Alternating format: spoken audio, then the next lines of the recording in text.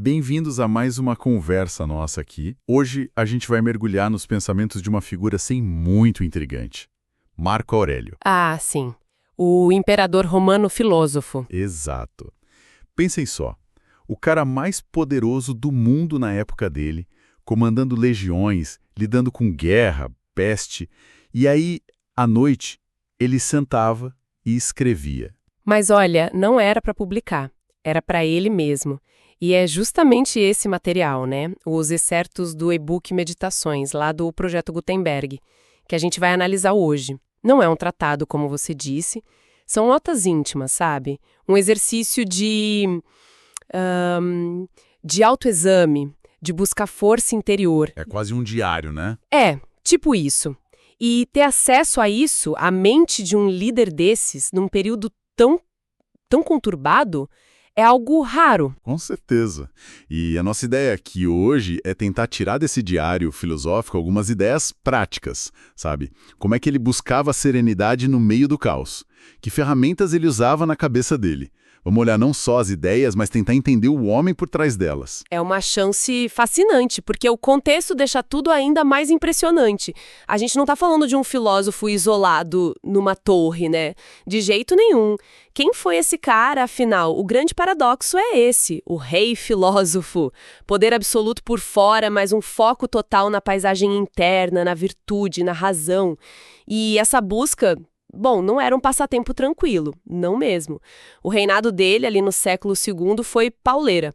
Guerra direto nas fronteiras, partos no leste, tribos germânicas no norte, tipo os marcomanos, os quados. Ele passou anos em campanha nessas regiões. Dizem que parte das meditações foi escrita lá, no fronte. Nossa. No meio da batalha, praticamente. Pois é. E some a isso peste, enchente, fome. Teve até uma revolta interna grande de um general chamado Avídio Cássio. E no meio disso tudo, as perdas pessoais que você mencionou antes. O co-imperador, a esposa, vários filhos. Com tanto poder e tanta dor, como é que ele buscava algum equilíbrio? Aí entra a filosofia que ele abraçou desde jovem, o estoicismo. Ele teve mestres muito dedicados e fez dessa filosofia a bússola da vida dele. As meditações são, na essência, um registro dessa prática estoica diária, sabe? Uma tentativa de manter a mente clara e a integridade moral mesmo nas piores circunstâncias. É um testemunho da resiliência que a mente pode ter. Então, para a gente entender as meditações, a gente precisa dar uma olhada nesses pilares do estoicismo que ele usava. Por onde a gente começa? Olha, talvez pelo conceito mais fundamental e prático, a tal da dicotomia do controle. Aquela distinção clara entre o que depende da gente e o que não depende. Ah, sim. Nossas escolhas, julgamentos, desejos, isso a gente controla. Exato.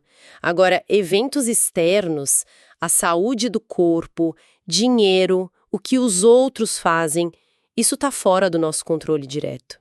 Certo, essa ideia é bem conhecida até, mas o que o Marco Aurélio faz com ela, que é tão forte, parece simples na teoria, mas na prática, aí é que está o pulo do gato. Não é só saber a diferença. A força da prática estoica, e a gente vê isso muito no Marco Aurélio, está em redirecionar ativamente a energia mental. É quase um filtro agressivo. Reconhecer o que está fora do controle e, de propósito, tirar o foco e o investimento emocional daquilo. E aí voltar para a única arena onde você pode agir de verdade, a sua própria mente, as suas respostas. Entendi. É menos uma aceitação passiva, tipo, deixa pra lá. E mais uma gestão ativa da atenção, do julgamento. Mas essa indiferença com coisas tipo saúde, perda, dor, não soa meio frio, meio desumano? Como ele lidava com o luto pelas perdas que você falou? Essa é uma tensão importante, sim. Os estoicos chamavam essas coisas externas de adiáfora, ou seja, indiferentes para o nosso valor moral ou para a nossa felicidade final. Claro que eles preferiam saúde à doença, óbvio. Mas reconheciam que a virtude, agir com coragem, justiça, sabedoria, era o único bem verdadeiro. A dor da perda é natural, humana, mas o sofrimento que se arrasta muitas vezes vem do nosso julgamento de que aquilo é terrível, insuportável, que destrói nosso bem-estar. O Marco Aurélio parece usar a filosofia não para eliminar a dor inicial, mas para não se deixar consumir por ela, entende? para manter o princípio regente dele, o hegemonicon, que era a capacidade racional clara e funcionando. Esse cidadela interior, então, não é um lugar sem emoção, mas um centro de comando que não se deixa levar pelo caos de fora ou pelas reações automáticas. Exatamente, é isso. E essa fortaleza interna não serve para um isolamento egoísta, não. Outro pilar importante é o cosmopolitismo, a ideia de que somos todos cidadãos do mesmo universo, ligados pela razão. Ah, isso é legal. E isso gera um dever fundamental com o bem comum. Lembro daquela frase forte: aquilo que não é bom para a colmeia não pode ser bom para a abelha. Quer dizer, o bem individual está ligado ao bem da comunidade, né? A filosofia interna tem que se mostrar em ação justa no mundo. Perfeito. Essas são as ideias gerais. Agora, o interessante é ver como ele aplicava isso nas situações concretas que ele anotava para si mesmo. É aí que a coisa fica muito prática mesmo. Vamos pegar, por exemplo, lidar com gente difícil. Todo mundo passa por isso, né? Ele tem aquela preparação matinal famosa, acho que no livro 2. Logo de manhã diz para ti mesmo: hoje vou encontrar um intrometido, um ingrato, um insolente, um falso, um invejoso, um antissocial. Pesado começar o dia assim, hein? Mas o ponto-chave vem logo depois. Ele não fica remoendo a raiva. Não, ele se lembra. Essas pessoas agem assim por ignorância do bem e do mal. E mais importante, são nossos parentes por natureza, compartilham da mesma razão. Portanto, a ofensa real não está no que elas fazem, mas na nossa reação, no nosso julgamento que deixa aquilo nos abalar. Ele recomenda ter piedade, não raiva, porque quem age mal prejudica a si mesmo, a própria alma. A ofensa não atinge a nossa mente a não ser que a nossa opinião interna abra a porta. Mas é sempre simples assim decidir não se ofender? Na hora H, a raiva sobe, a mágoa vem. Claro que não é simples. Por isso é uma prática constante. Ele escrevia isso para ele mesmo como um lembrete diário. A ideia não é engolir a emoção inicial, mas analisar essa emoção com a razão. Se perguntar, isso está mesmo no meu controle?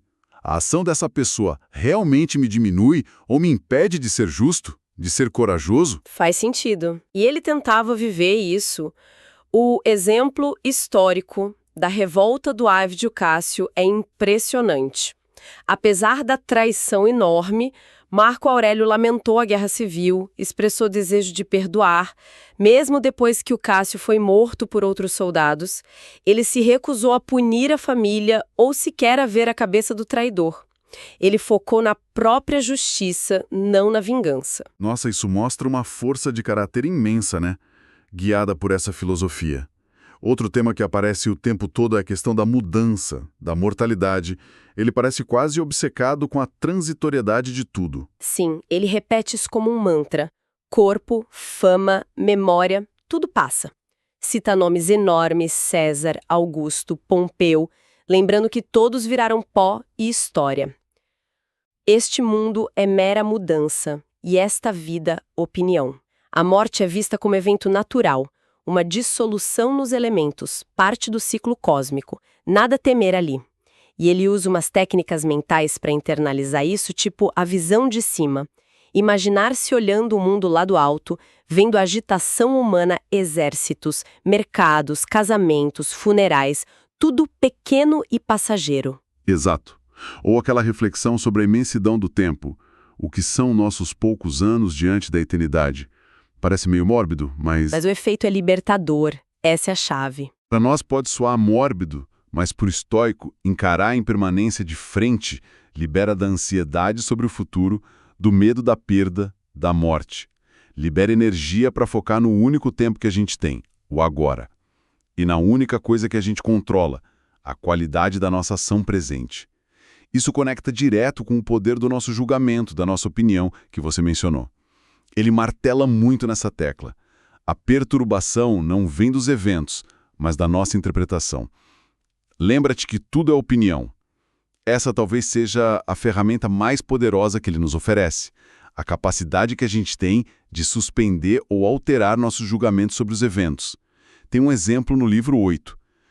Vejo que meu filho está doente. Isso é um fato.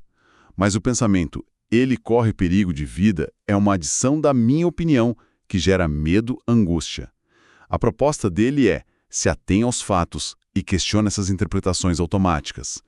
É tipo estar preso no trânsito. O engarrafamento é o fato externo, fora do controle. Isso. Ficar furioso, buzinar, xingar, isso é a opinião negativa que a gente adiciona. A alternativa histórica seria reconhecer o fato, ok, tô parado, e usar o tempo para algo construtivo internamente, sei lá, ouvir algo, refletir, praticar a paciência. Exatamente. Ele até sugere umas coisas meio brutais, né? Desconstruir mentalmente objetos de desejo para ver a natureza básica deles. Comida como cadáveres, vinho como suco de uva estragado, sexo como atrito e secreção. Parece pesado, mas é um exercício de objetividade radical. É um esforço para ver as coisas nuas, sabe? Sem aquele verniz de valor que os nossos desejos ou a sociedade colocam nelas. E isso desafia muito as nossas ansiedades modernas, que são tão focadas em resultado externo, validação social, controlar aparências. A filosofia dele oferece um caminho para dentro, focado na qualidade da nossa resposta, não no resultado em si.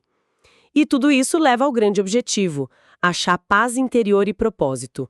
O refúgio final é retirar-se para a própria alma, a tal cidadela interior. Sim, um espaço de calma que a gente constrói com a razão e o julgamento correto. E o propósito não é algo grandioso, externo, ele está na ação presente, no cumprimento do nosso dever como seres racionais e sociais. Aceitar o que o destino traz, não com resignação passiva, mas entendendo que faz parte de uma ordem maior e usar isso como matéria para a virtude. Ele insiste muito que a felicidade está na própria ação virtuosa, não em prazeres ou recompensas. Fazer o bem é a sua própria recompensa. Não precisa de aplauso nem de reconhecimento. A ação correta é um fim em si mesma. Olha para dentro, dentro está a fonte de todo o bem. É um chamado constante para a gente achar força e sentido na nossa capacidade de agir com razão e bondade, não importa o que aconteça fora. Ele usa aquela analogia da vida como a prática de um lutador, estar pronto para o inesperado, para os golpes e responder com habilidade, com equilíbrio. É impressionante como essa voz ele soa tão clara, mesmo a gente sabendo que eram notas para ele mesmo. A gente vê o homem ali, lutando com essas ideias. Com certeza, isso dá uma autenticidade enorme para o texto. O livro 1 é um exemplo lindo disso. Ele não fica expondo teoria, ele agradece pessoas específicas, o avô, os pais, mestres como o Rústico, o Antonino Pio, e detalha as virtudes que ele aprendeu com cada um, mostra uma humildade, um foco em aprender com os outros, e ele não se pinta como um sábio perfeito, né? Tem uma parte, eu acho que no livro 5, que ele admite as limitações dele, mas diz que mesmo não sendo um gênio, ele pode cultivar qualidades que dependem só dele. Sinceridade, seriedade, trabalho duro, desprezo por prazeres bobos. É uma autoavaliação muito honesta. E a correspondência com o mestre dele, o Fronto, que está resumida no apêndice da fonte, também revela um lado mais íntimo, mais afetuoso. Eles trocam cartas cheias de carinho, meu mestre, minha vida e deleite. Falam de caçada, colheita, leituras, resfriados, preocupação com a família. Mostra o imperador como amigo, aluno, pai de família. Isso cria um contraste interessante com uma nota que ele faz no livro 1, onde ele diz que aprendeu com o Fronto sobre a falta de afeto natural comum entre os nobres. Como assim, se as cartas dele são tão cheias de afeto? É um desses paradoxos que tornam o Marco Aurélio tão humano, né? Talvez ele estivesse falando de uma certa frieza ou formalidade pública esperada da aristocracia, que contrastava com o calor genuíno que ele cultivava nas relações pessoais próximas. Isso reforça essa imagem do guerreiro pacífico, do monarca humilde, do homem afetuoso num mundo rígido. A gente vê a luta interna para conciliar os ideais filosóficos com a realidade complexa da vida e da posição dele. A fonte também menciona a visão dele sobre os deuses. Parece que era meio complexa, né? Sim, ele demonstra uma fé numa providência racional que organiza o universo, mas parece incerto sobre o destino da alma individual depois da morte. Às vezes fala em ser reabsorvido na substância universal, outras vezes deixa a porta meio aberta. Se for para outra vida, lá também encontrarás deuses. É uma honestidade intelectual bem notável, sem dogmatismo fácil. Então, chegando ao fim dessa nossa exploração, o que fica das meditações? Fica a imagem de um conjunto poderoso de ferramentas mentais, né? Testadas sob pressão extrema para cultivar resiliência, achar propósito, manter a tranquilidade. A chave parece estar na razão, na perspectiva correta sobre o que a gente controla ou não, na aceitação e no nosso papel no todo. Exatamente. É um manual atemporal para a gente fortalecer essa cidadela interior. E talvez, como um pensamento final para reflexão, a gente pode pegar uma nota de rodapé da própria história que a fonte menciona. O Marco Aurélio, apesar de toda essa busca por razão e humanidade universal, via os cristãos da época dele, segundo a fonte, só como fanáticos obstinados. Isso é um ponto desconcertante, né? Vindo de alguém tão focado na razão, na comunidade humana. Pois é. E a questão provocativa que surge é: considerando a crença profunda dele, na razão compartilhada por toda a humanidade e na virtude como bem supremo, como será que uma compreensão mais profunda, mais imparcial, de perspectivas radicalmente diferentes, mesmo aquelas que pareciam erradas ou incompreensíveis para ele na época, poderia ter enriquecido a própria filosofia e prática dele? Fica o convite para a gente pensar, será que nós também temos os nossos cristãos hoje? Perspectivas que a gente descarta rápida demais? A busca pela sabedoria, como o Marco Aurélio mostra com a vida e os escritos dele, talvez exija não só olhar para dentro, mas também uma abertura constante para tentar entender aquilo que a gente inicialmente rejeita. É uma busca que nunca acaba.